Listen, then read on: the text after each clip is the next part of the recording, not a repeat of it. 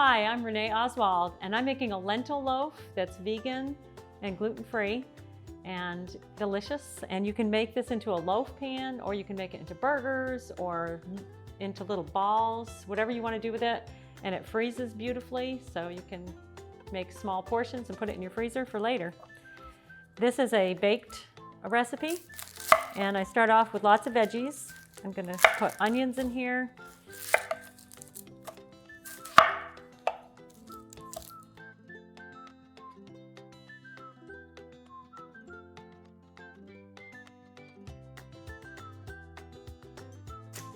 This is a real squatty onion. When you're choosing your onion, you notice how flat this is? It means that the onion's going to be sweeter in flavor.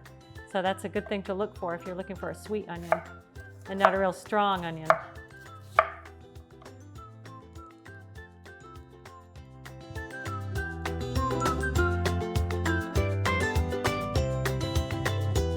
Put all this on a big skillet on the stove. You don't have to do any pre-sauteing unless you want to. If you want to saute it first, you can saute your onion and garlic together, but you don't have to save a step. You don't have to do that. And for the garlic, it's really awesome if you can take that core out of the center of the garlic. I want to show you how to do that. Just cut the garlic in half, and then you just pop the core out. See how it just comes out? The reason that you want to do this is that the core is the only part of the garlic that our body has trouble digesting, and that's what causes garlic breath, or it can cause stomach pain for some people. So if you want to get rid of that, that might help you digest the garlic better. That's all you do. Take it out of there. And I have this handy dandy little garlic press that I like. I just put my garlic in here through the top and just roll it, and it minces my garlic for me. So I'm using 4 garlic in this recipe. I've already taken those cores out. All right, and now you can see it's all minced. And to help get that out of there easier, I'm gonna need a little water when I steam these vegetables anyway. So I'm going to just rinse this out over the pan, and that makes it really easy to get all that garlic out of there. I'll show you in a minute when I do that. These blades are very sharp, so be careful if you use this. Next, I'm going to chop a celery.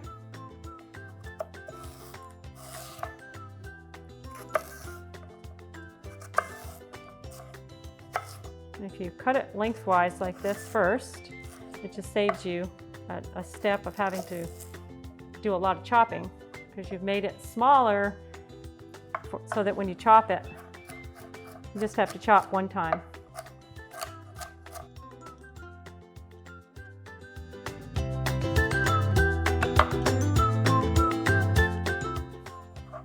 And your carrots last.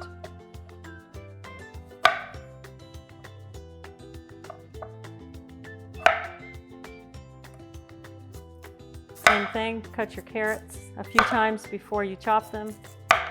This makes it easier.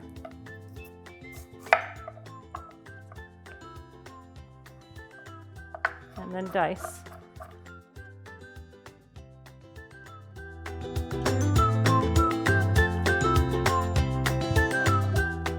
A yellow carrot.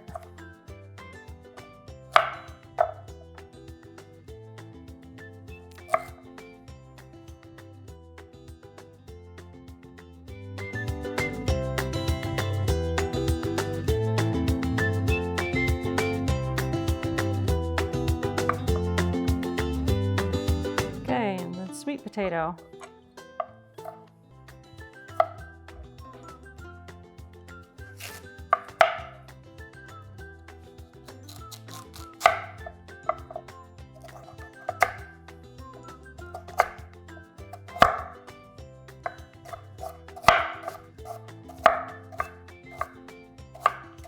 Trying to get everything about the same size so it all cooks about the same time.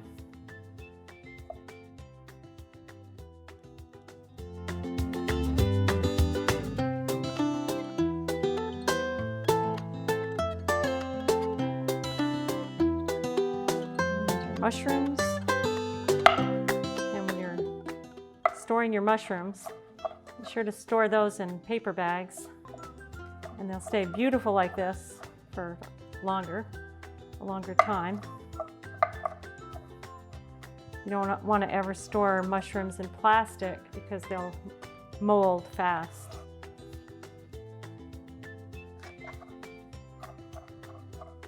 And you don't ever want to wash mushrooms before you're going to use them. Just to wash the mushroom, it's really important to just use a mushroom brush, because mushrooms absorb the liquid, the water, and you don't want that. They'll get really mushy. Water saute this. We're not going to use oil for this. We're just going to saute it on the stove with a little water. That's what we're going to do now. We're going to go over to the stove. There's the veggies. I'll put those right in the pan.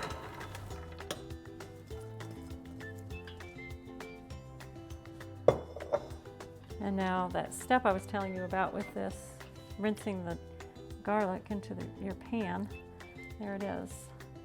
And you don't have to spend a lot of time trying to get all those little pieces out of there, because you need water in your pan anyway.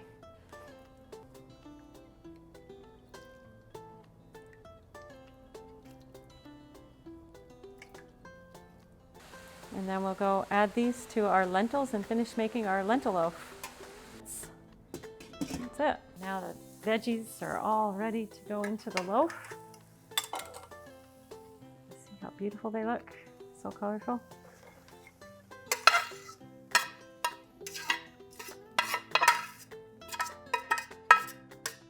You know, the more colorful the foods we eat, the more nutritious they are. And then we'll put the lentils on top. Now these lentils were just 1 cup of lentils, and look at how they expanded. Made all that. And I cooked these for 5 minutes in the Instant Pot, but you can cook your lentils any way you want. And these are some walnuts that I chopped, and some ground chia, some almond flour, sesame seeds, some veggie broth powder, a little salt, sea salt, and a little apple cider vinegar. And that's it. Mix it together. Yep, the lentils I made ahead of time, so I put those in the refrigerator so they were nice and cool. So they cooled down the veggies nicely, so I can go ahead and squeeze everything together to make the loaf. That's all you have to do. But be careful, if your lentils are warm, you don't want to do this. You want to wait a few minutes until it cools down.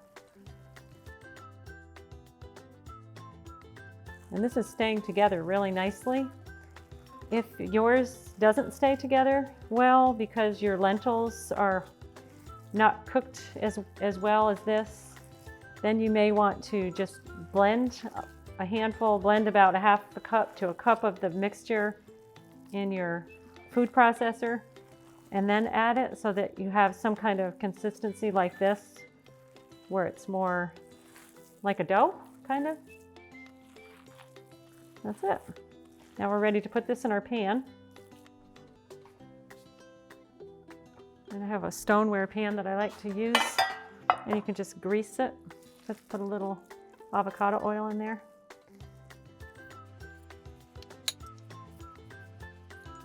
That's it. You can bake it like this, or you could form it into little balls, like meatballs, called lentil balls, or burgers. But this is the easiest way.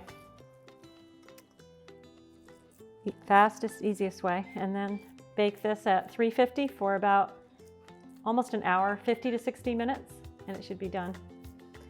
One other thing that you can do is to drizzle a little avocado oil on the top, and it makes it nice and brown when it bakes. spread that so it covers the whole loaf. And that'll make it nice and crispy. Okay, now we go in the oven with this. Here we go, put it right in the oven.